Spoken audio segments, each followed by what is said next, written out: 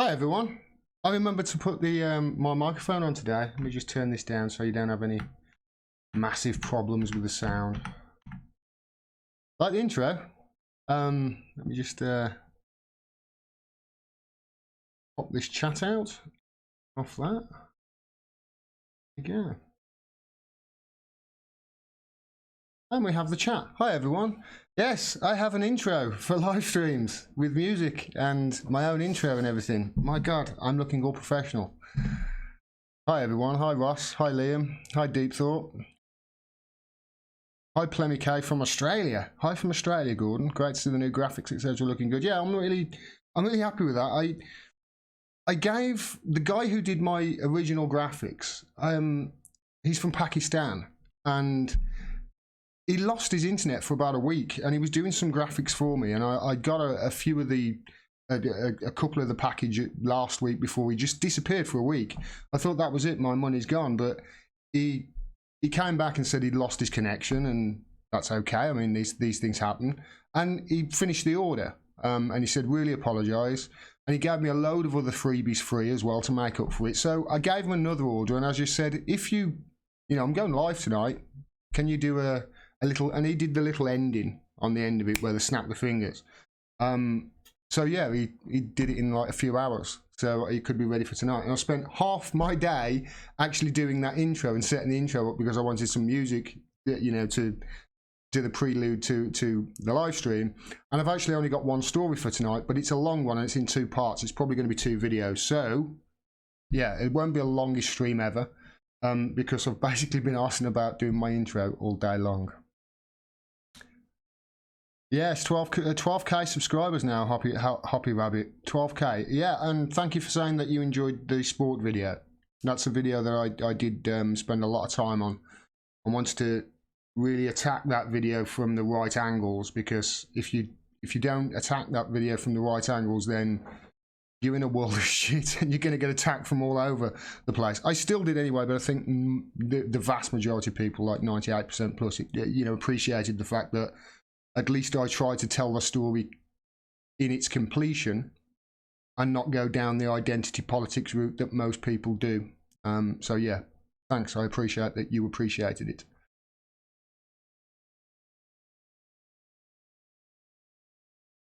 Is it anti-Semitism? Deep Thought, I think everything at the moment is anti-Semitism, mate. And that is going to be, you are correct, that is going to be my story tonight. It's a two-parter on anti-Semitism.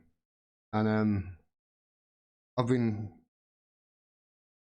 I mean, it's been such a incredible week, really. 2 weeks in the news over here. I mean, we've had the whole incredible splitters the week before last, and you know, the spineless splitter splitting off, and then we've got, you know, Jeremy then being bludgeoned and being cornered into pushing for this second vote, which means he's lost a hell of a lot of support, just as everybody said that was going to happen. But the end of the day, this was the, you know, Thornbury and Watson, and this was their plan all along. You know, they're not about getting Labour into power. They're about stopping getting Corbyn into power whilst keeping on their seat. And it's important that we all remember this. And then obviously there was the whole anti-Semitism row this week with Chris Williamson being ridiculous, or last week rather, being ridiculously suspended. I thought that was just stupid, beyond stupidity. I haven't had chance as a result to cover some of the stories that I really should be covering, and I just haven't got time to cover them. For instance, this one, because Michael Cohen testified. Michael Cohen testified that he'd never been to Prague, he'd never even been to the Czech Republic. He testified that this is a guy who's been caught lying under oath. And this guy who's a known liar, proven liar, testified under oath that another liar, Roger Stone, he heard him on speakerphone talking to Donald Trump about upcoming WikiLeaks leaks. The only trouble is this was on a date about a week after WikiLeaks had already announced to the public, to the world, that they were going to release them. And basically his testimony blew the whole collusion narrative finally out of the water. And we saw I saw this, right? I saw David Corn say, "You're misleading your followers," and that's all I had to chance to clip and tweet out because I was in the middle of this Chris Williamson story, and my focus couldn't leave. But he was actually the reason I was laughing so much is because he was actually telling Aaron Marte that he's misleading his followers. David Corn, the biggest gaslighter in America, was telling Aaron Marte that he's misleading his followers. The hypocrisy was off the charts. And there is one person. Yeah, everybody was moving the goalposts. They're not really moving the goalposts, though. They're not saying they were saying, "Oh, it's not collusion now. We're something else." That they say, it's obviously going to go on forever. This is. They're not moving the goalposts. They're just changing the entire sport. They're not moving the goalposts or changing stadiums. They are literally changing the game. And it's incredible to listen to them all doing it, apart from one. She's the only one. Just putting my respectful and surprised disagreement on the record, she says, to Renato Mariotti from, this is the guy from CNN, who has been pushing this collusion non-stop in CNN. And he's come out and said, no, it's not a collusion now. It's all, moving the goalposts. She's digging her heels in. Just putting my respectful and surprised disagreements on the record, she says. Mueller will demonstrate collusion, and that will be the least of it. His report will be damning. Nobody but Team Treason will be disappointed. Laying my marker down now. Hang in there, Louise. You crazy, stupid witch. Yeah, thanks, America, for taking her off our hands, by the way. So yeah, I haven't had a chance to cover that story, and it's obviously a story that I've been really covering. So I'll have to, at some stage in the week, find some time to actually cover that in depth and cover all the little intricacies, because it really is quite funny watching everybody who've been pushing this collusion narrative for 2.5 years now all of a sudden act as if they never even mentioned collusion once. It's really quite funny. Too much Russiagate anyway, says Hoppy Rabbit. I agree. I actually agree. Doing way too much.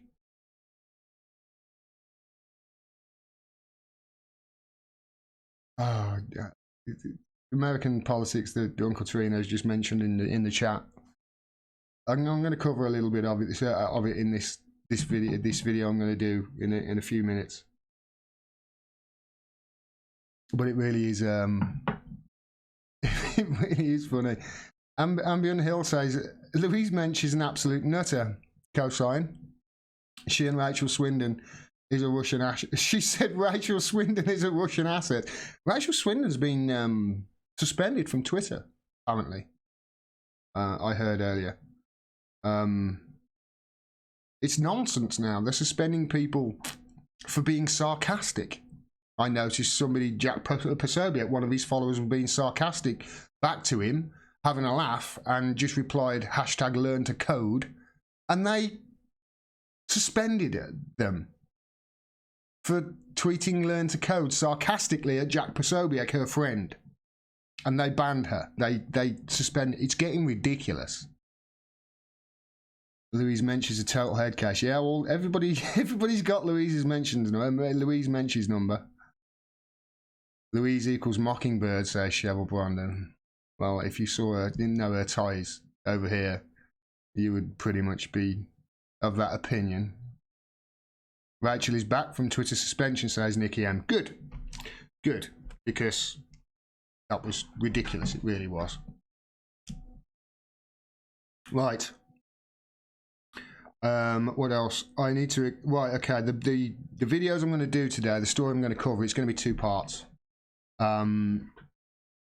I don't know whether I'll do them in 2 parts or I'll just do the whole thing and then split it in the edit. I don't know. I'll see how I do and see how long it is. Because I've got about 6 pages to cover here. And hopefully I'm not going to bore you all. And I'd want to do a quick mention of Sunday this week. I believe it's between 3 and 5 p.m. I believe it is. Let me check it. No, it's between 3 and 5 p.m. I know that is. Outside the Ecuadorian Embassy, Knightsbridge in London. I will be there this Sunday. There's a vigil for him, and I'll be there. I'll be there all day probably, not just between 3 and 5. So I wanted to tell you all about that. If you make your way down there, if any of you in the area, I'll see you there.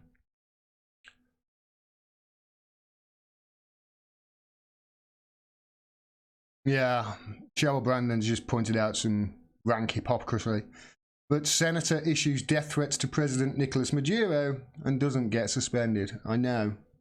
That was a death threat. That wasn't even a veil on it. Right, let's just see what I gotta do to cover this story. Okay. Right, okay, I will say this, guys and ladies. This two-part story I'm doing now in this live stream, and the 2 videos that they will make, which will be dropped probably tomorrow or the day after, they're talking about anti-Semitism. So they're going to be demonetized 100%. So I'm relying on you for the chats, because that's the only way I'm going to make anything out of these videos. Right, okay, let's get on to it.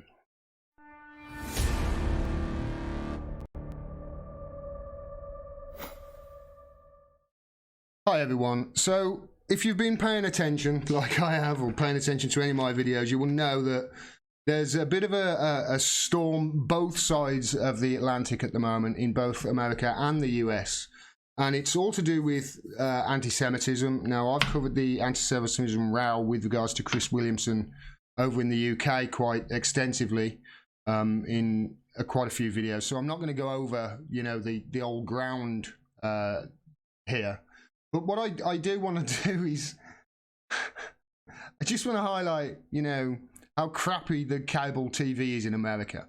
Because I'm going to cover America first, and then I'll show you what's happening over in the UK and show the similarities between them and why it's all happening, basically.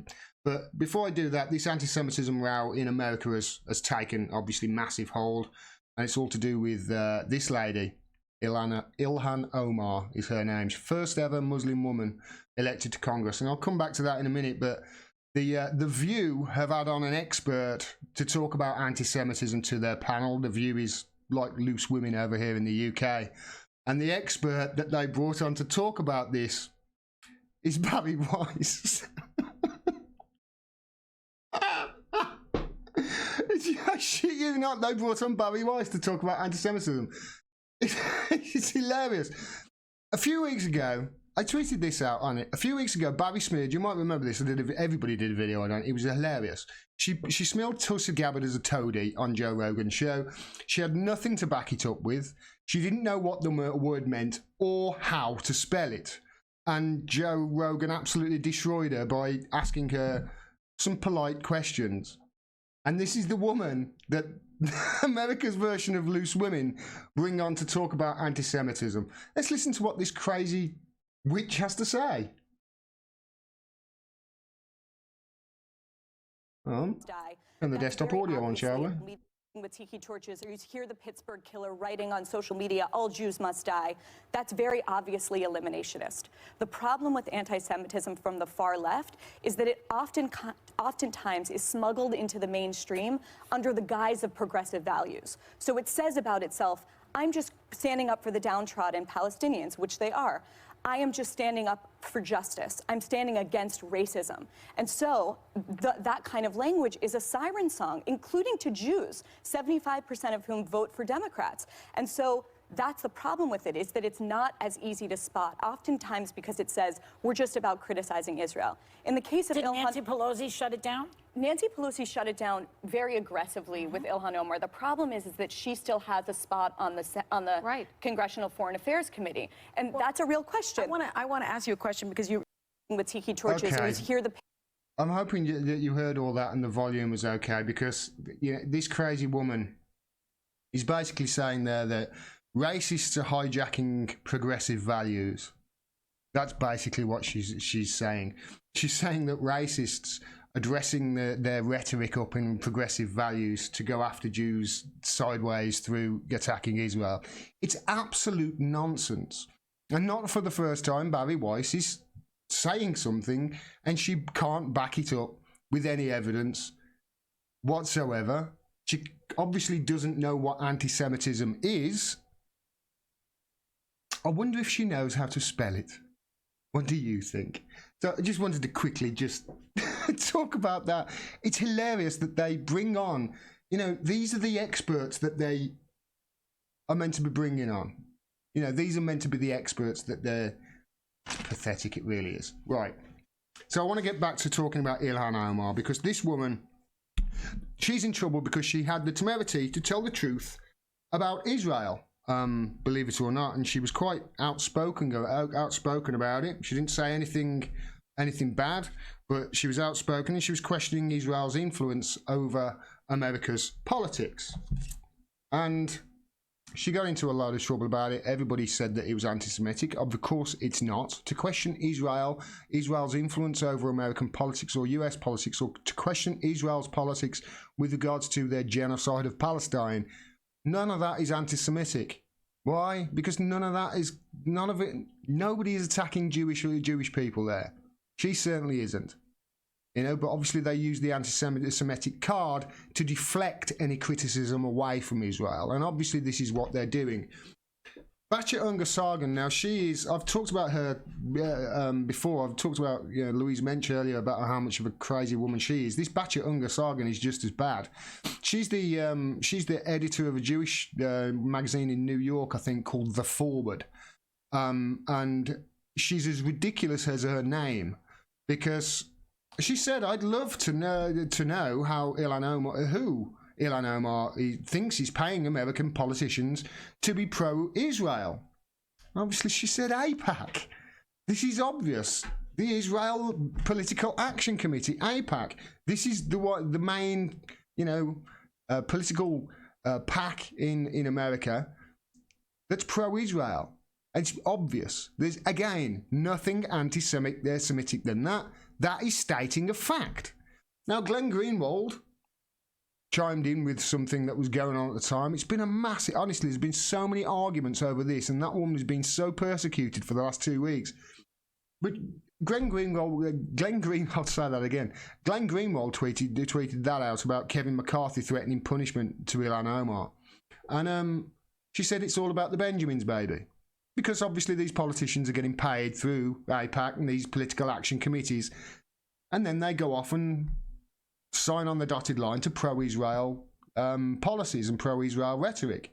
She's saying that Israel are paying the politicians off, and the politicians are the ones that are taking the money.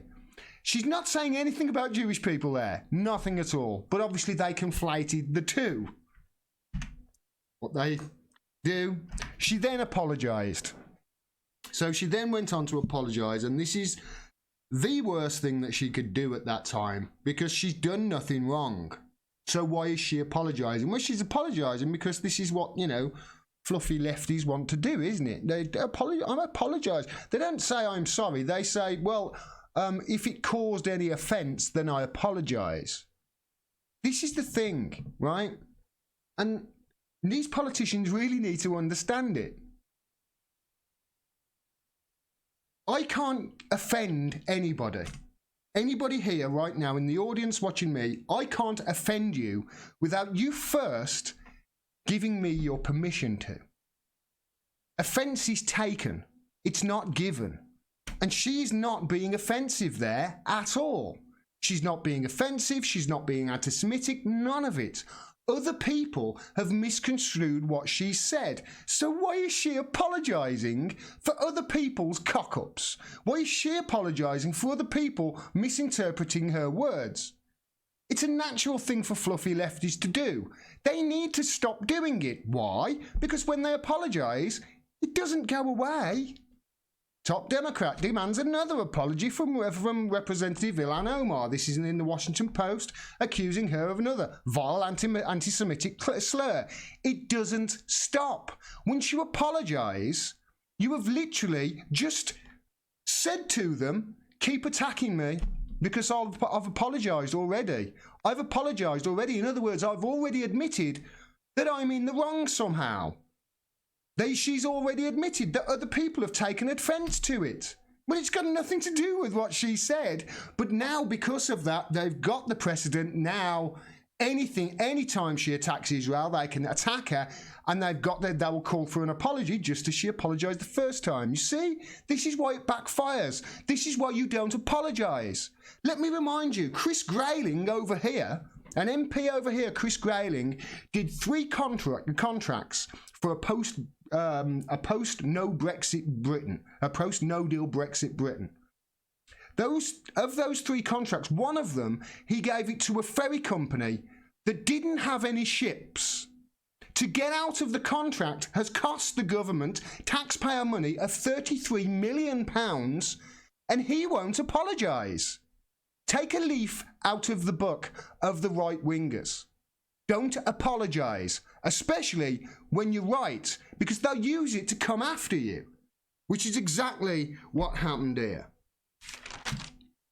So, I mean, another reason that you don't apologise is, what do you think will happen next? Do you think the next time you attack Israel, the other side will say, oh, it's okay, she explained her position last time, it's not anti-Semitic? No. The next time she says anything similar, they'll go after her again. You don't apologise. And both the people, Ilhan Omar and Chris Williamson over here, have made that same mistake. The whole point of Omar's message here was to highlight Israel's influence over politics, remember? Her whole point was to highlight it, and look how they've responded. Look how they've responded. House Democrats to bring resolution condemning anti-Semitism to the floor on Wednesday. So apparently it's going to be tomorrow that this is brought to the floor. And I've no idea at the moment whether Ilhan Omar is actually going to be mentioned in this resolution by name. There is talk of that at the moment, or there was yesterday. I don't know whether that's going to happen. But here's the thing, and here's sort of how I think it's going to backfire on them, because the whole point of as I say, the whole point of Ilhan Omar's message is to highlight Israel's influence over politics, and the reaction that has happened has proved her point. Caitlin Johnson, I've mentioned, she's one of my favourite writers of all time. You must go and read at least one of her articles a week. Honestly, she's brilliant. But she rightly said in this article, Israel lobby rebuts Omar's claims about its immense influence by exerting its immense influence over the politics. This bogus concern trolling about anti-Semitism has always been about smearing, and the smearing has always been about narrative control. And that's the thing. That's why you don't apologise. Because once you apologise, you've given control of the narrative to them. And this is why it was a bad idea. Don't back down in the face of any of this. Don't back down in it. This is a purge of progressives, and it's happening both sides of the Atlantic. Both sides. And the progressives are in the right. Remember, this is a purge of progressives, like Ilhan Omar, for voicing a progressive view that all progressives hold. Now, I'm not saying that all progressives aren't anti-Semitic. Of course, there's probably going to be a handful of them. There's going to be some, of course there is. But the vast majority in America are not. And it's the same over here in the UK, which I'll be covering in the next segment. Right, Future Gordon, cut. That's the first part, and I'll do the second part. Yeah, after I've taken those super chats that came in. Hi, everyone. Deep Thought says, thanks for having the guts to call out these child-murdering Zionists, Gordon. Thank you, Deep Thought. Don't worry. And thank you, Jet Sidhu, as well, for your contribution. Thanks very much.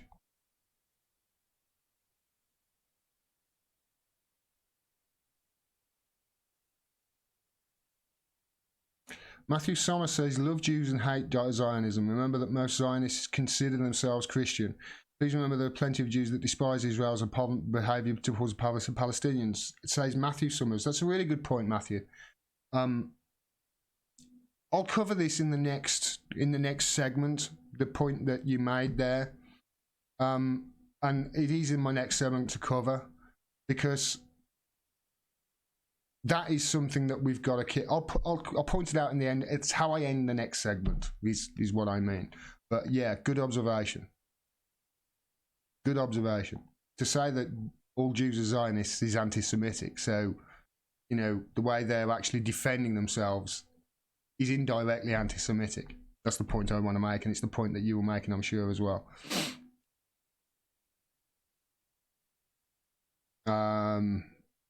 Is somebody having a go for Nikki says Corbyn didn't do the suspending. I'm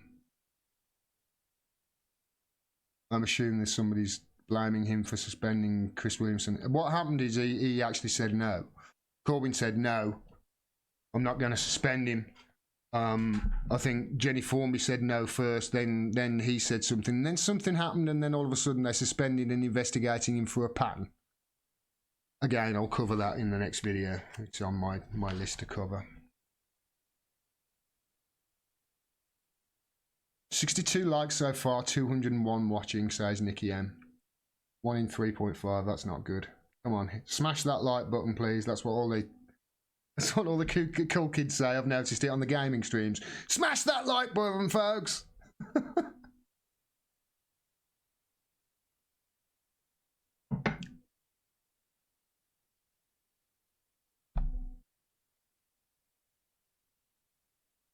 Oh, Wild Goose 15. So Ambient Hell. So Wild Goose 59 said Chris Williamson has been thrown out the party. Hasn't been thrown out. The party just suspended.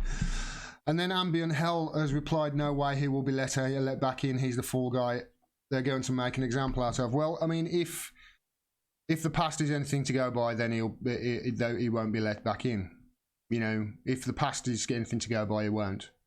You know, you only have to go back and look at. You know, George Galloway didn't say anything anti-Semitic. He was right about the war, and he got kicked out. You know, no apology, nothing. And then you've got Jackie.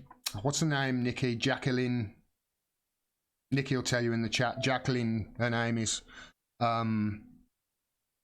She was suspended. She's a black Jewish woman whose mother was a black Jewish activist and she was honestly. What she was suspended for was pathetic. It was pathetic. She was arguing a point with people, and this is why, you know, whenever you get into these deep and meaningful conversations with the other side, the other side of defending Israel, you get into those deep and meaningful conversations. It's not because that they want to engage you in those deep and meaningful conversations to be able to, you know, come to some sort of compromise. No. They want to engage you in those deep and meaningful conversations, so you end up saying something that they can take out of context to get you suspended from the Labour Party or get you into trouble. You know, stay on message. Don't get sidetracked and off in the. Stay on message. You know what the message is. We criticising Israel for its genocide and its human rights violations against Palestine. That's their message. Stick to that, you won't get in trouble.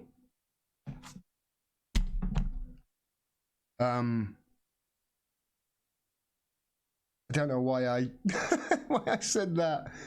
Scripts, clips, series and flicks sends $10 and says just helping you out, mate. Thank you very much, mate. That really will help me out. Just to give you some sort of idea of the super chats that have just come in, that's what, about 30 or 40 pound, 30 pounds, something like that has just come in the last 10 minutes. Thank you very much to all you people who've just donated. You literally have just bought my train ticket to go down to the Julian Assange vigil to cover that on Sunday. This is how it works. And this is another reason why us in independent media who are beholden to you take our job so seriously and make sure that we get our facts right, and are so mortified when we don't and we make mistakes, because you're the people, you're our bosses, you're the people we work for, we are beholden to you. No companies, no government, no entity up there, no boss, you're our bosses. And this is why we take it so serious. So thank you to you all. Jewish woman was Jackie Walker, says Nikki M. Thank you for that, Nikki. Yeah, her plight was terrible as well. So if you actually look at the people who have been suspended from the Labour Party and not let back in, this doesn't look good for Chris Williamson. It really doesn't. They'll dig up his history, they'll find something and make a big deal out of it. You know that's what. All right. Let's cover the rest of this. Let me make sure I'm on the right slide.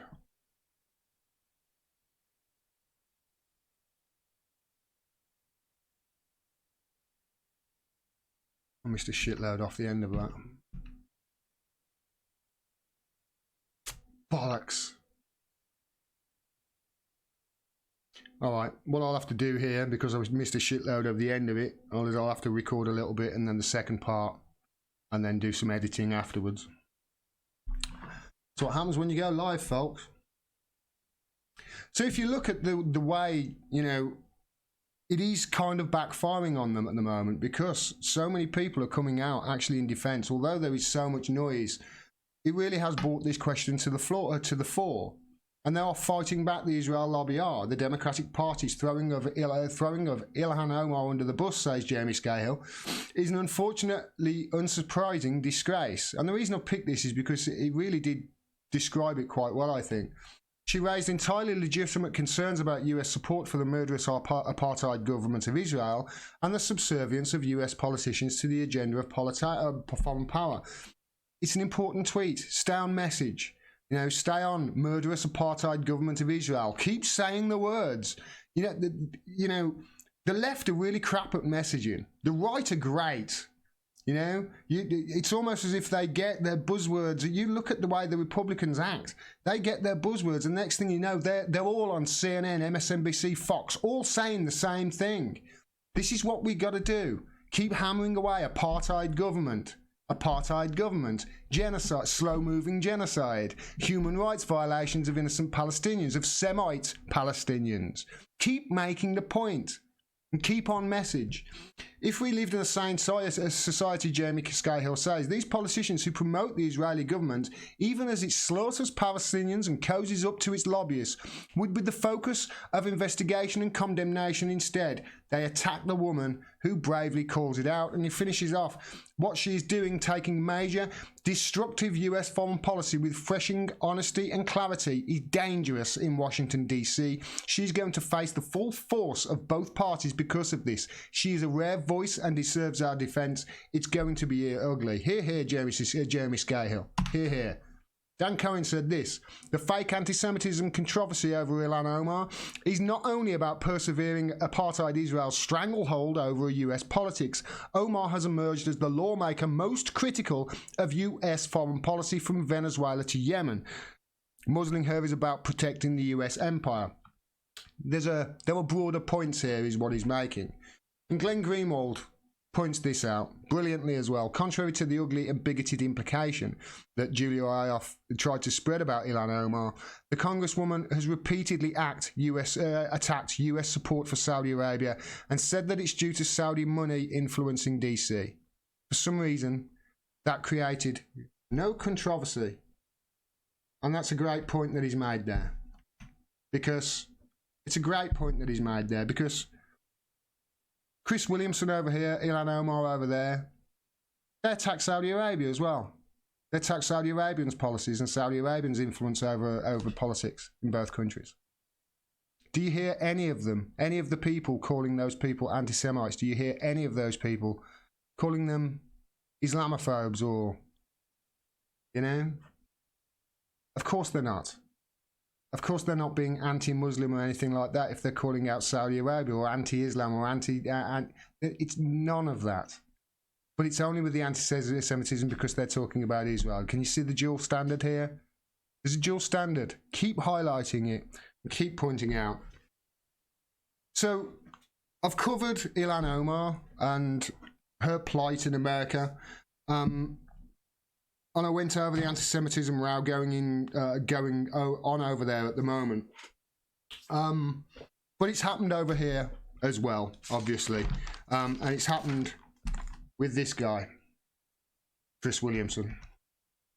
And he has been ejected from the party suspended from the party because what they're doing is they're investigating what they're calling here a pattern. Let me get it right. They're calling it a pattern. They're calling it.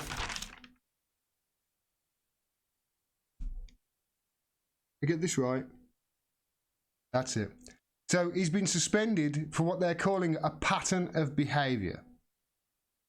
Now, I'm not sure what they're looking at here with a pattern of behaviour, but I've been paying pretty close attention to Chris Williamson over the last year because he's been great. He's been great on Syria. He's been great in Saudi Arabia. He's been great on Russia. He's been great on any number of progressive things that progressives hold dear. So that's the pattern of behaviour that they're looking at. It's his progressive pattern of behaviour that they're looking at, and that's what they want to get rid of. Like I said, this is a purge of progressives. And he, remember, over there, just where my hand is disappearing, Jeremy Corbyn, he's the target. You know, he's the guy who represents the largest socialist movement in Europe. He's the guy. They've got to get rid of him. Because if he does come to power, then the MPs are going to lose their power. They're going to lose their seats. And it's all over for them. This is why they're attacking it. We never, ever forget why they're doing this. Covered the Chris Riley thing, haven't I? Now, obviously, when Chris Williamson was suspended and obviously all the media jumped on board and were totally misrepresenting the situation, Tom Watson obviously took to the airways on his show on LBC, and a guy called him up. Now I can't show this because the last time I showed LBC, I got my rap knuckles, even though I'm using it for fair use. But this guy called him up and basically said that he was killing Labour from within, and gave him a severe dressing down for 3 minutes. Do you know what Tom Watson's response was to this guy calling him up and going at him for 3 minutes, saying you're eating Labour from within and you're helping the Tories and you're not representing the people, you're representing it? Do you know what his response was, Tom Watson? He said, how many anti-Semites would you like in the Labour Party? That was that shithead's response. And this is, if you call them out on it, they've got nothing. Nothing. No response, nothing. Which is indicative of why I say journalists in this country are so crap at their jobs. Because people from the street can call these guys out and our journalists can't. It really is a joke. I'll give you an example of how ridiculous it's got. I honestly, I'm shocked at this. Let me just move this to the side so you can see it properly. But this shocked me. It really did. Because another Labour MP Siobhan McDonough, has said this on Radio 4. To be anti-capitalism is to be anti-Semitic. Okay. All right. And this is why I say, just stay on message. Eventually, they do things to just shoot themselves in the foot, these stupid people do. In an interview with BBC Radio 4, this is from Nyberven News, by the way. In an interview on BBC Radio 4 this morning, Labour MP for Mitcham and Morden, Siobhan McDonough, made the link between anti-capitalists and anti-Semitism. When she asked if the Labour Party are taking anti-Semitism seriously, she replied, I'm not sure that some people in the Labour Party can actually take it seriously, because it's very much part of their politics, of hard left politics, to be against capitalists and to see Jewish people as the financiers of capital. Do you see what she just did there? She just equated people who are successful in capitalism with Jewish people. In other words, Siobhan McDonough just said something that was anti-Semitic. It's so easy to do. They tie themselves up in knots. Because they haven't got the argument to stand on. They haven't got a leg to stand on with the argument. They'll tie themselves up in knots and end up making stupid mistakes like this. She was then asked, in other words, to be anti-capitalist, You have to be anti-Semitic. And she replied, but clearly then starts to backtrack. Yes, not everybody, but absolutely. There's a certain strand of it, and these people are not. So it's not all of them. She's saying it's not all of them. John Humphrey then asked, don't they become Labour when they join the party? Her reply, not as far as I can see it. I believe that the Labour Party has a very strong set of values related to how we see society should be run and about being anti-racist, which they cannot be part of. Why not? Why can't anti-capitalists be anti-racist? Is it because you're being anti-Semitic, Siobhan? McDonough then mentioned Formby refusing to release the figures of anti-Semitic incidents, which she already has done. I've seen this argument, they're saying, oh, Formby hasn't released it. She's already has. And then we went on to criticise her for saying answers to the NEC, not Labour MPs. And obviously she praised Tom Watson. And this is the sort of crap that is going on right now. This is the sort of ridiculousness that is going on right now. In my mind, at least, when you actually look at everything that's going on at the moment, both in America and over here, it's a war on progressive values. It's a war on progressive voices and voicing, progressive views both in the House of Commons and in politics over in America. Now, all of us, it's all of our responsibility to be loud and as clear as possible about this. Because obviously you've seen how loud the propaganda has been. It's been absolutely overwhelming. It seems like you can't hear your voice heard. But we have all got to shout, all of us. Send a letter, write an email, do a video. Whatever you've got to do, attend a CLP. Whatever it is, attend it, do it. We've got to shout and scream and make our voice heard. Because this really is an attack on progressives. And we need to hammer home our message here. And we need to be really clear about it. This has got nothing to do with Judaism and Jewish people. And for them to even make out that it is in itself anti-Semitic. Because then they're saying that all Jewish people support Israel. And that is obviously anti-Semitic. And so keep pointing that out as well. Keep pointing out that Palestinians are Semites. Therefore, if they want to talk about anti-Semitism, fine, let's talk about it all day. Let's talk about Israel's anti-Semitic treatment of Palestinian Arabs, shall we? This is what you do. Stay on message. Keep attacking Israel as an apartheid state. Keep calling it in. Every time you mention Israel, preclude it with the words, apartheid state of Israel. Hammer your point home. Keep attacking politicians like the ones I've just mentioned, back home and if you're in America as well. Keep attacking them. Keep on their case. Politicians who are paid to support Israel's crimes, let's face it, and to sweep these crimes under the carpet and act like it's nothing. They're paid to do it. Keep attacking them over it. Keep bringing up Joan Ryan and her £1 million junkets with Shai Massot to the Israel. Keep bringing it up. Keep bringing it up that Joan Ryan, wrongly accusing somebody else of anti-Semitism and getting them suspended and then facing no disciplinary action herself for lying and getting another member suspended. Keep bringing these things up. Keep ramming them home at every single opportunity you have, but stay on message. Keep pointing out how idiotic and stupid their arguments are. And keep pointing out that if you really want an example of a foreign country meddling in our elections and messing about with democracy, both in America and the US and the UK, tell them, don't look at Russia, don't look at Putin, look at Netanyahu, look at the Likud Party and look at Israel. Because that's where it's coming from. And for God's sake, when you are on point and you are accused of being an anti-Semite, which it's going to happen. It's going to happen. For God's sake, don't apologise. Keep your mouth shut and do not apologise. Don't even say, if other people have taken offence, then I apologise for that. That's just as bad. Because the headline is Chris Williamson apologises, MP apologises for anti-Semitic slur. It's in the headline then. You're playing into their hands. You're playing their game. Don't play their game, play yours. And remember, above all else, there's a reason why you're seeing crap like this right now. There's a reason that you're seeing stuff from the Washington Post. There's a reason you're seeing stuff from the Democrats doing these resolutions in the Senate to try and quell people's opinions with regards to this.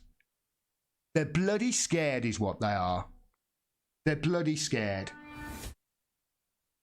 They are petrified. Absolute. I was just wondering whether I messed up then. Here's the thing, they're scared. They're absolutely petrified. And you can see how the full force has come out in behind these smears and these attacks of people like Ilhan Omar and Chris Williamson. And it literally is because they are petrified. And they are so afraid that if this gets into the public consciousness, then their days of influencing UK and US politics, both at home and foreign policy, are over. And that's what it comes down to. It's not about anti-Semitism at all.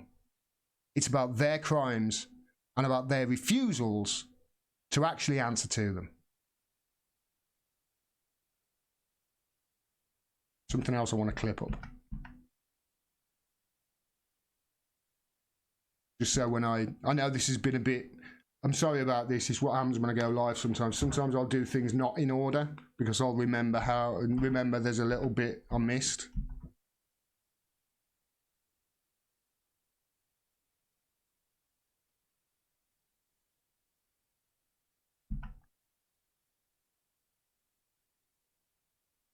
I just want to make a point of this because this is the sort of thing that is happening in America, and I've seen some of it happening over here as well. Some similar stuff because the left, it's the left here, or the so-called left. They're not the left. They're neoliberals. They're centre right, and they've got some social policies which drags them towards the centre. That's what it is. If you look at their foreign policy, if you look at their policy with regards to big business, if you look at their policies with regards to tax and government, etc., they're centre-right, these neoliberals are. These centrist Democrats and these Blairites over here.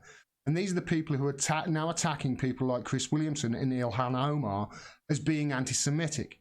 Now, what's happening there as a result is crazy people from, well, I'd say they were from the far right. They're not from, just crazy people from the other side, I'll call them. They're not far right. Who are racist, actual racists, are now using this to attack Ilhan Omar with pictures like that. This is at a GOP meeting for Act for America. This is a proper GOP thing. Just look at that poster that was just sitting there. Never forget, you said, with a picture of the Twin Towers, and underneath, I am the proof you have forgotten, with a picture of Ilhan Omar. They're joining in. You've got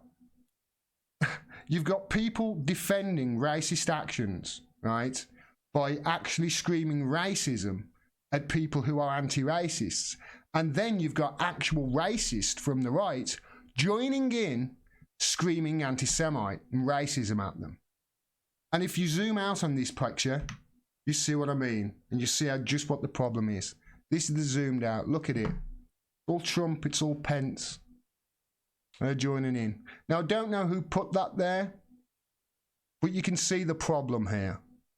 And it could really spin out of control if they keep carrying on with this dangerous rhetoric in labelling anybody who criticises Israel as an anti-Semite. They're not, and it's bloody dangerous is what it is. Okay. I think I've done enough there to be able to cobble those two videos together in the edit. Hi, everyone.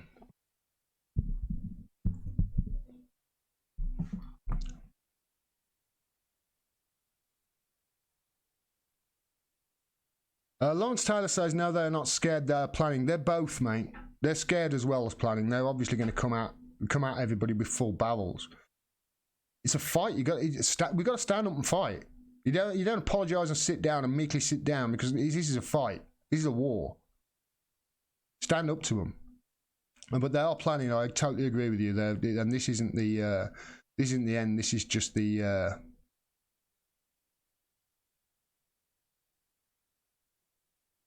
Yeah, this is just the beginning. Sorry, somebody's just made a. We delete that bastard.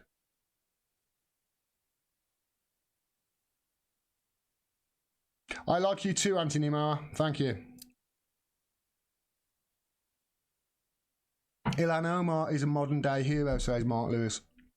It's weird, it doesn't take much to be a modern day hero now. All you got to do is come out and tell the truth. It's amazing, isn't it? I get people say, "Oh, Gordon, you're my hero." All you got to do is tell the truth. It's really simple. Really simple. Not doing anything amazing. Not doing, just got morals in the right place. That's all it is.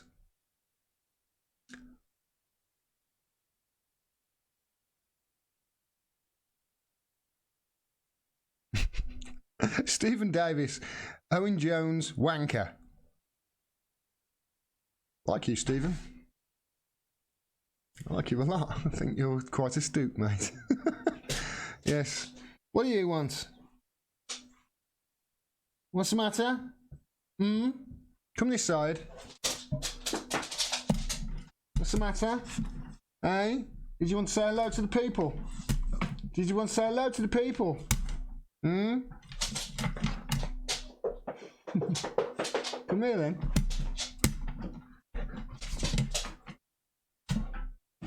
Here's a kiss. Go on lie down. Every live stream she always comes and says hello to the people. Go and lie down. Have you noticed how she always waits until after I've done the segment or just as I'm finishing up the stream? She never actually interrupts me while I'm doing, ever. She never interrupts me while I'm doing a video. If I'm recording a video, she just lies there. But once I said, thanks very much, peace, and she hears that, she jumps off and then she knows. So intelligent the dog is. I'll do a video one day of her opening both doors. I've got two doors. I've got a porch door, so I've got a door there from the hall, and then it's sort of a porch and a side door, and then I've got a gate, and then my neighbour 2 doors away, they've got the same too. The once I went round there of a morning, and she opened all 4 doors and 2 gates and walked in her house. She knew where I was. And opened all 4 doors and 2 gates. That's how intelligent that dog is.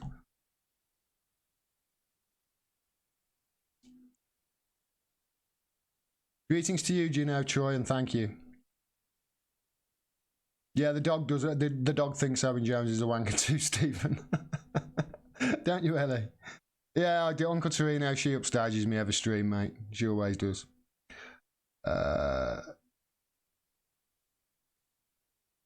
She has me trained, says Lawrence Taylor. Yes, she does.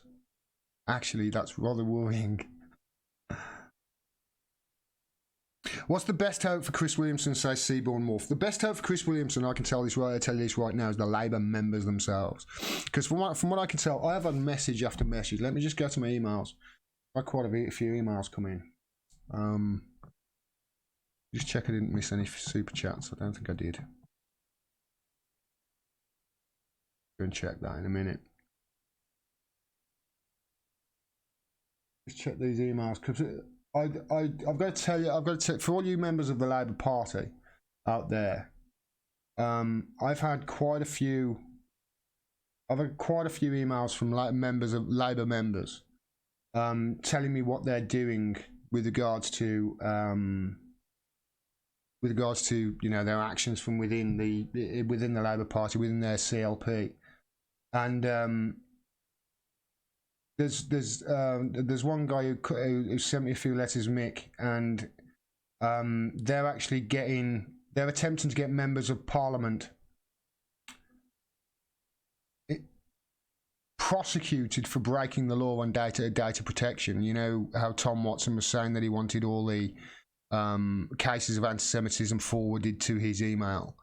Mick and the people there, his CLP seem to think that they've got an argument to say, right, okay, we can go after him for actually, breaking the law with regards to data protection.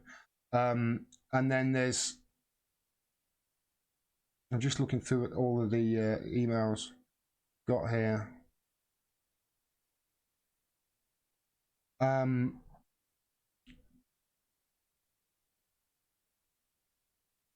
The problem seems to, right, okay, here we are. Yeah, there are other people here. There's Peter. There's Mark who sent me. I've got about half a dozen, 10 emails from people from within the Labour Party who are saying, you know, they're getting together. They're obviously doing, you know, they're bringing it up at the next meeting. They're putting. I've had lots of people send me messages, emails on DMs on Twitter and emails saying that what they're doing is they're going to take witch hunt, or they're going to ask if they can take the lobby or show the lobby from YouTube at their CLP. This is the sort of stuff we need to do, you know, the members. And this is why I'm not losing hope. I was losing hope last week big time over Corbyn. I think you all could see that. And you know what? I'm not stupid enough to think that hope has all come back. But there is still a little bit there, and it's only the members of the Labour Party that are actually in there fighting that are giving me some sort of hope, because Corbyn's got the support of the members. Remember that. The members of the Labour Party are squarely behind Corbyn, and there's a bloody lot of them. If there's 500,000 members in there, there are way more Corbynistas than there are, you know, Blairites. Way more. So all he's got to do is just hang on and not get ousted in this coup attempt by Watson. I think, to answer your question, what can we do? Write letters, you know, make a noise, shout, scream, make a noise, whatever it is. Do something constructive and scream and shout about it, because the Labour members are. I know that. I've had lots of emails from people saying that they are, and I want to thank them, because at least they're still fighting, you know, even though Corbyn can't. His hands are tied behind his back now, aren't they? Already liked. Here's half a cup of tea, says Snorky. Thank you, Snork Y2K. That's very, very, and thank you for the like. Yes, smash that like button, please, everyone.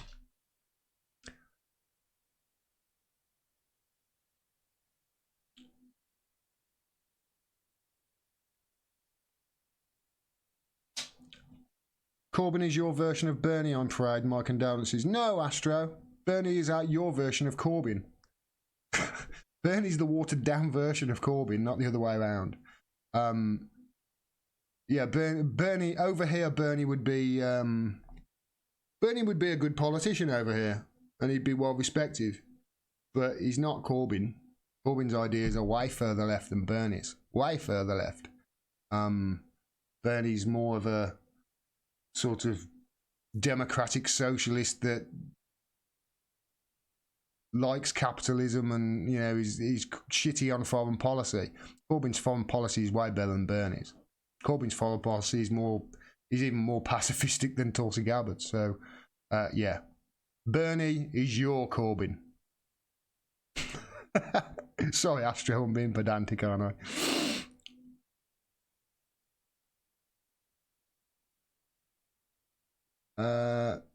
John McDonald is coming to my city, Coventry, on the 17th, I believe. I am hoping to get 10 minutes of his time, says Army of All. I hope you do as well, mate.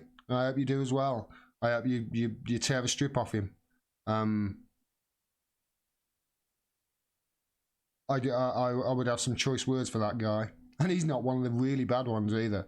You know, he's made his mistakes, obviously, but he's not one of the bad ones. I'd probably be hospitalised from high blood pressure if ever I came face to face with somebody like Tom Watson.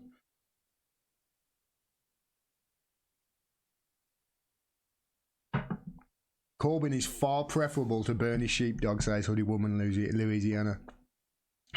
Come on, Hoodie Woman. Anybody would think you don't like Bernie anymore. I'm only joking, I know she doesn't. Yeah, sheepdogging people into the Army of All then follows that up with, I need to ask how an infinite growth economic brief system can never be compatible with the immutable physics of the finite world. Exactly, mate. You know what I loved? There was Going Underground with Aftan Rashanzi, is it? I hope I've got his name wrong. Right, on RT.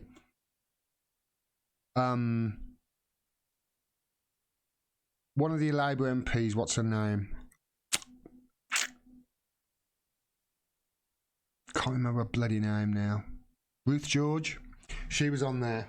And she was talking about back to work assessments for PIP and elderly people with PIP and depression, and the fact that the suicides have doubled for people who have had to go through the PIP analysis and have had to. Just bear me a second, Ellie. Go and lie down, please. You've been a good girl. Why are you being? Wait, go and lie down. Go on. Thank you. The PIP assessments. When people get refused, they have to obviously, contest it. And 75% of all those who are contesting it are actually getting those things overturned. And she was explaining this, and she was explaining how, the suicides have doubled. And he sat there and he said, well, what are you going to do about it? And he said, oh, well, we're going to obviously stop any of the elderly people having these PIP assessments. And he's like, well, that's not enough, is it? And Aftan Rashanzi, I'm sorry I'm pronouncing his name wrong. I know I'm butchering his name, but he was great, because ordinarily you would get somebody like Ruth George on the BBC or ITV or Channel 4, and they would be attacking her from the right. He was attacking her from the left. And it was like, nobody on mainstream TV would have done that.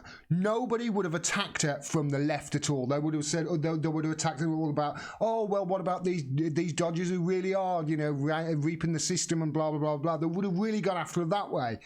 He went totally the other side, and she was, I think she was so surprised, because he was coming after her. He was going after her from that anti-capitalistic angle, which people in America will, Siobhan McDonough or whatever name, will probably say is anti-Semitic, because he was being anti-capitalist. You see my point? Nobody on the BBC, no journalist on the BBC, Channel 4, ITV, Channel 5, Sky, none of them would have attacked her from the left on that issue, and he did. I was like, this is amazing. And it taught me a thing or two, I think. I need to start doing some more interviews.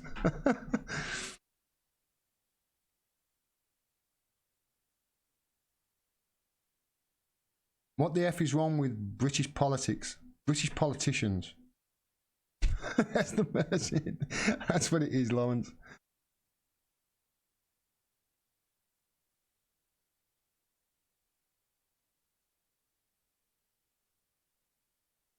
Yeah, Joe Hickey, when it comes to politicians, she goes by voting records, she says, and funding. All voted for Iraq war and Syria. Yeah, those people that we all hate, no doubt. I'll trade you one slimy Trudeau for a Bernie any day, says resident Canadian Keith Durant. Yeah, I think. I think even people in America, even people like Hoodie Woman Louisiana, who's consideringly changed her tune on Bernie, would say, no, we'll keep Bernie in that situation, Keith. we don't want Justin coming over here. We don't want the white Obama coming over here. We've already got the black one. That's what she'd say.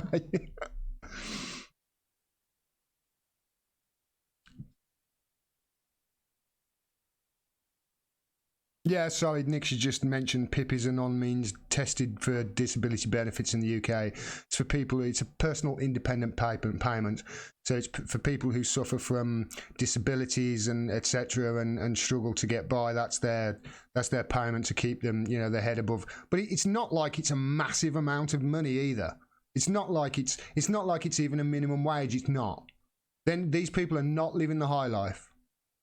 They're not living the high life. And if you look at how much they're getting per month and you take the rent and whatever you consider it, it's barely enough to live. And if you... The whole... It's a joke, this system is, the way they're going after and persecuting the disabled and the poorest among us. It's a fucking joke. They are going after the poorest people. to get them to pay for the thing that they can't pay for, or because the rich who should be paying for it, i.e. their mistakes that led to the 2008 crash, won't fucking pay for it. They've been making out like bandits for the last 10 years. Absolute bandits. While wages have gone down, wages are still not at the level that they were 2008 if you account for inflation. They've still gone down 5 or 6% since then. And you know, let me show you this. I might do a video about this.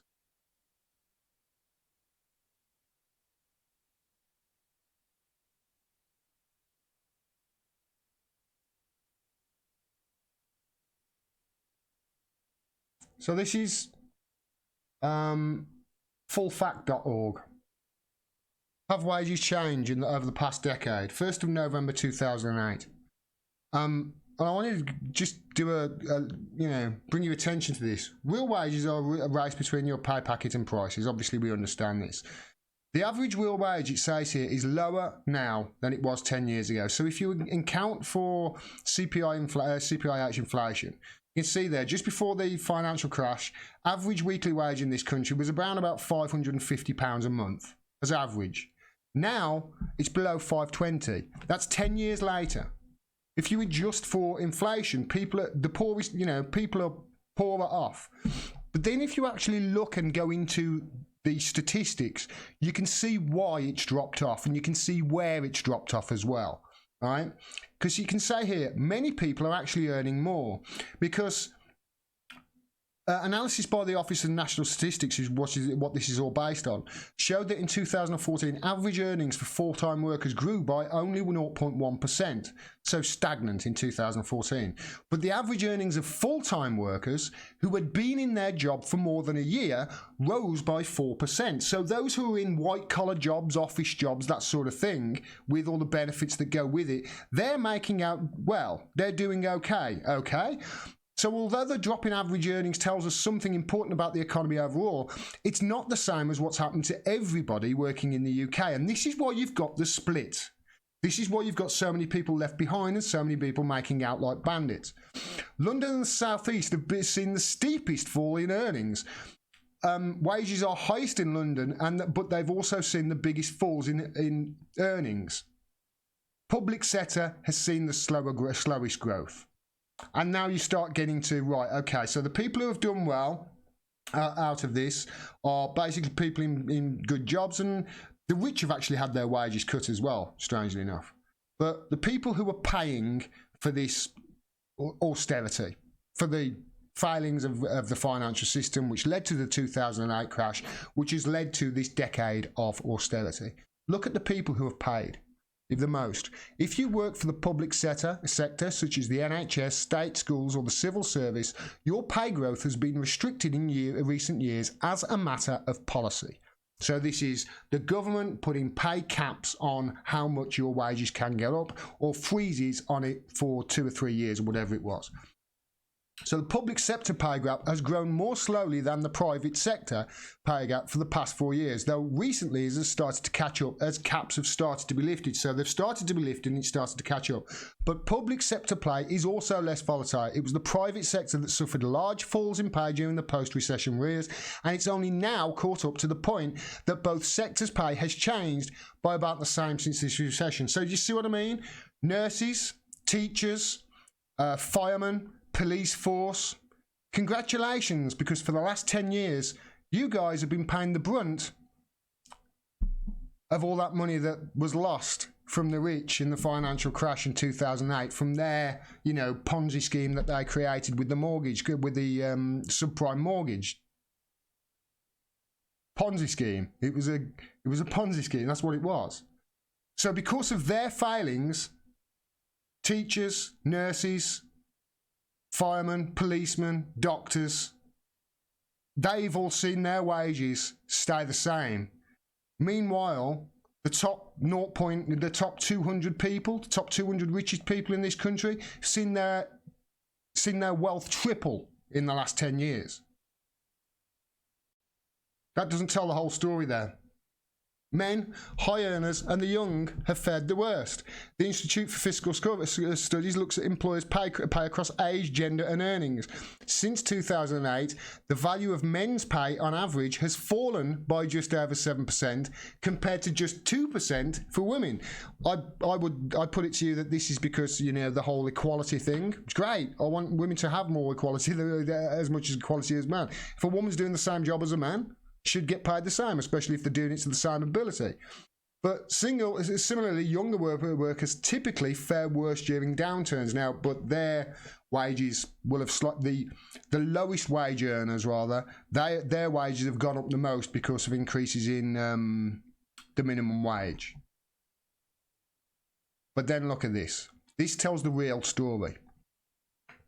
Because although throughout all those other graphics that have shown you, the old men, women, some are up, some are down, you know, look at how much the self-employed has decreased between 2007 and 2016. The analysis above focuses on employees and doesn't include how wages have changed for self-employed people, who make up 15% of the workforce. That's because data on self-employed people isn't as high quality nor as timely as data on employed incomes. The Office for National Statistics uses several data sources, but the latest is from 2016. Data from the HMRC shows what self-employed people earn from their self-employed job activities and what they earn in total when included all their other incomes for second jobs and investments, for example. Self-employed incomes fell by 26% in that decade. 26%. And here's the statistic that the government hide. Because although they mess about with all the other demographics and try and get them, or we've got to get that as close to zero as possible and all that, you can see that some are up and some are down. This is the one that's been crucified the most. Why? This is all the people that have been shoved off those white-collar jobs that have the 4.1% increased wage on wage. They've gone. They've been shoved off them, and now they're working self-employed on the fucking gig economy, delivering pizzas, delivering shit on bikes around London, getting less than minimum wage. That's what this is. They never tell you that. They'll go on, real wages have risen, blah, blah, blah, blah, blah, cherry pick information from it. But this tells the real story. They're transferring workers out and off from the workforce, and rather than then see those people end up on unemployment figures, which is the figure that, we've got to get that as close to zero as possible. Rather than having them go on that, they're making them go on these gig economy jobs, where they're getting less than minimum wage, they're getting no benefits, nothing like that, they're starving. But hey, it's another 0.001% that's closer to zero on the unemployment figures, isn't it? 0% employment's easy, Conservatives. Carl Kalinske taught me that. If you really want, 0% unemployment, if that's your driving force, then it's easy to do. All slavery. And you know what? This gig economy shit, it's pretty close to it, wouldn't you agree, guys? I might drop that as a video, actually.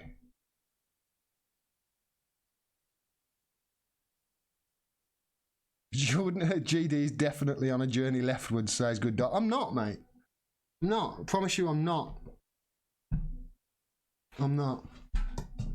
If anything, it's resisting the journey rightwards at the moment, because the journey leftwards is a bit fraught with people who you're going towards people who you're going towards the people who don't listen to reason. Then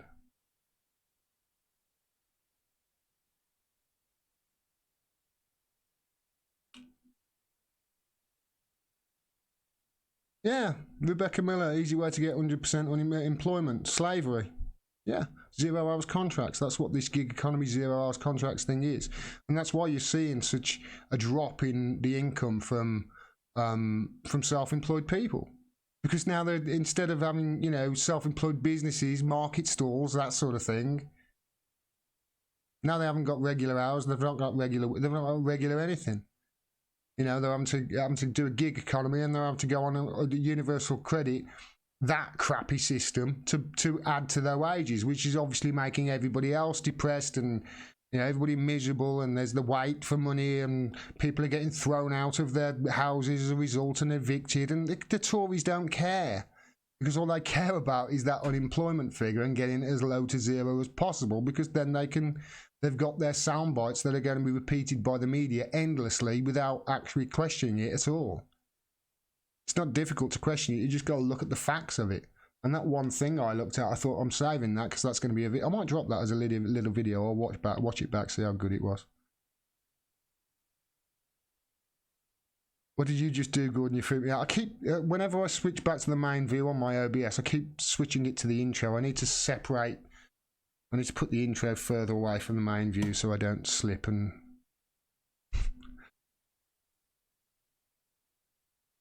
Fucking Rebecca Miller.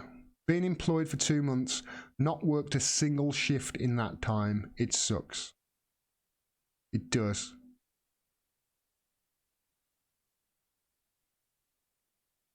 The employed-unemployed figures are also fiddled, says Reg Smith, as you are counted as employed for an entire week if you work 1 hour employment scheme in that reference week, using labour force survey used by ONS.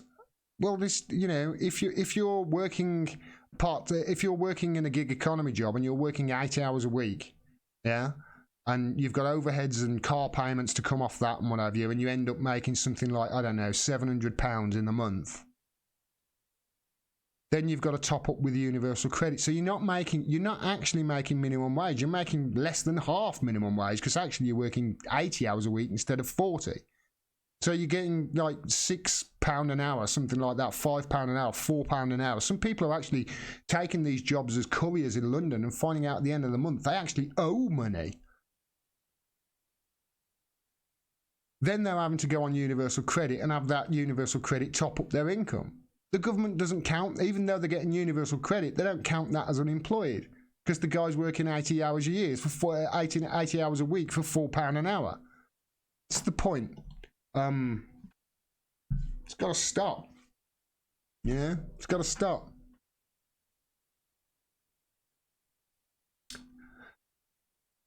RFL 1976. What does your tagline say under Gordon Dimmack? So sometimes I make sense. I'm a ghost.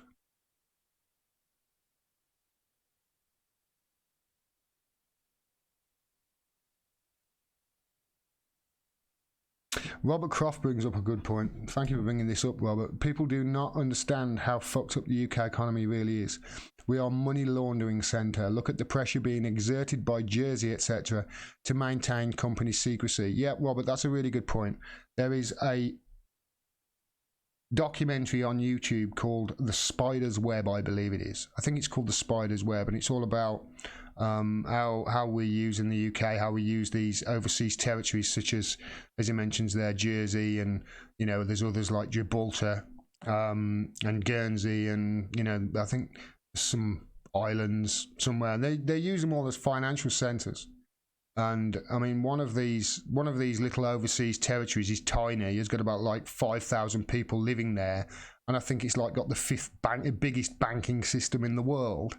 You know, there's a river of dirty British money from the UK. You know, the city of London, so they call it. Did you go and watch the documentary? It's fascinating. It really was. Good point. I'm glad you brought that up, mate. Sorry, I've forgotten your name now. Robert Croft. Yeah, thank you for that.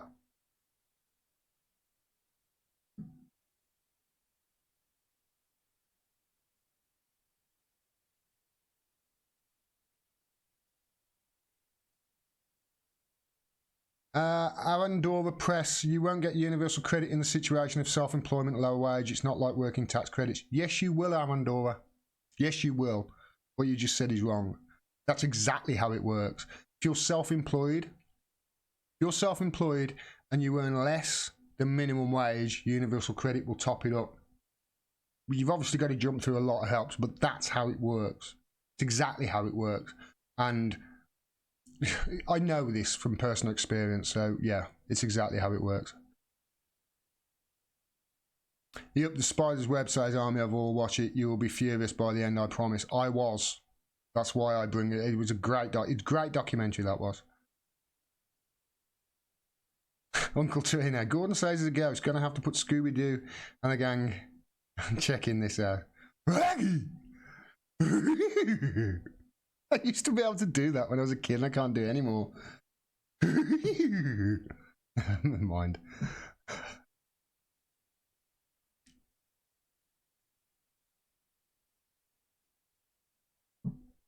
What's the problem with the left? Stephen Davies says. They apologise. There you go, there's a problem with the left. That's the biggest problem I think they've got at the moment. They apologise for stuff they don't have to apologise for, and they don't realise that apologising for the things they don't have to apologise for gives the other side carte blanche to go and attack them every time they say something they don't have to apologise for in future. Let me just get my phone, just give me a second.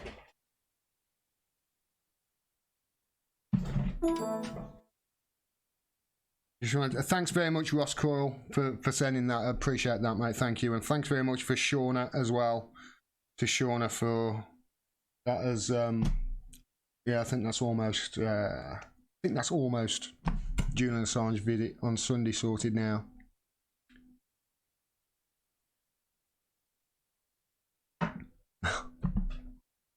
Seaborn Morph, Margaret Hodges on ITN. Right now. You know, they give lots of voice to these people who scream anti-Semitism. They don't give much time to the other side, do they? Eh? ITV. They don't give much time to the other side. Come and have me, ITV. Come get me on your show. I'll give you a talking to about anti-Semitism. Assholes. I mean, you know, they were all screaming the other day, the newspapers were, oh, 1,000 people have signed letters from the Labour Party demanding Chris Williamson's suspension. There was another one I found with 1,000 people on asking the opposite, and there was another one with 3,000 signatures asking for Tom Watson's head. They don't mention those two. They only mention the one that was anti-Chris Williamson. You know, they say, oh, these Jewish organisations, this Jewish organisation has come up and condemned Chris Williamson. No mention of Jewish Voice for Labour. Jewish Voice for Labour that roundly condemned his suspension. No mention of that. It's all one way. The media are part of it, I'm afraid. They are. You can just see by the way they're covering. If they're covering, they're not covering it fairly. You know they're not. And that's why you need voices like me and people who are better at it than me, because there's a lot out there, thankfully, at the moment. Thank you, Ross. A notification of that on me. Right, we've been going. Okay, like I say, it's not going to be a long one tonight, everyone. I only had that one story to do, and I don't think I prepared for it fully. I'm going to have to mess about in the edit to release that tomorrow. But I've got plenty of more coming over the next few days for you anyway. When you are morally in the right, you never have to apologise, says Keith Durant. Yeah, absolutely good point. Right, okay, everyone. Thanks very much for all your messages for your support. Thanks very much for all your donations. That'll keep me going and get me down to the embassy on Sunday. And cover the vigil for Julian Assange. If you can make it, please do. It'd be great to see you there and meet you. And you know, we'll stand in support for Julian. Maybe do a few bits to camera and get the word out. Thanks very much. You want to say bye? Come on then. Come on then. You pour. See you later, everyone. I'll see you tomorrow. Take care. And peace. Don't apologise when you're in the right.